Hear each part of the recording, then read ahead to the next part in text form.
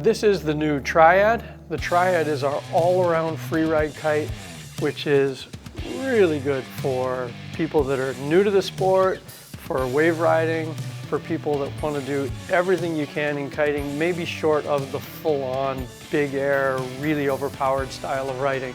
It features a luff strut like the Boxer, so unlike most kites where the struts follow the shape of the canopy, the center strut is basically straight with a fill panel between the strut and the canopy, allowing the canopy to breathe slightly. What this does is make it very forgiving and have a broad range, especially in lighter conditions, more underpowered conditions where you can sheet in the canopy, and it allows it to kind of move instead of being fixed and locked in like a camber-induced sail or a fully battened sail. There's more pliability in the airframe of the Triad.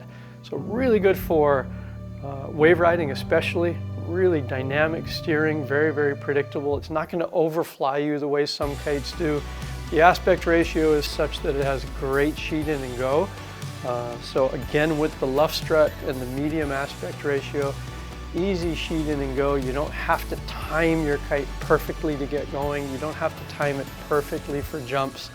So a great all-around freeride kite, especially for people that are looking for something that they can do everything with an emphasis more on freeride and wave riding and learning and getting into the sport.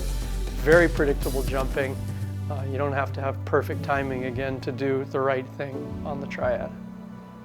If you were to compare the Triad with the Pivot, for example, if you just look at the planform, they're quite similar. Aspect ratio is just slightly less. The draft is a little bit deeper and further back on the Triad. The biggest difference is the luff strut and the way the canopy handles and performs. So the feel of the kite is very predictable, very steady, and very even, which is why it's such a great wave riding kite. The Pivot wants to be driven hard. It wants to be ridden powered, and it really wants to be having you follow it and aggressively drive it through the wind window, where the Triad is a little bit easier, I would say, to ride. The power is always there. You're not having to accelerate it across the window to find the power band. So it might not give you the ultimate big air jump in 40 knots, but you're probably going to get better jumps more often for a regular rider in normal conditions on a Triad, for example, because of its ease of use and broad power band.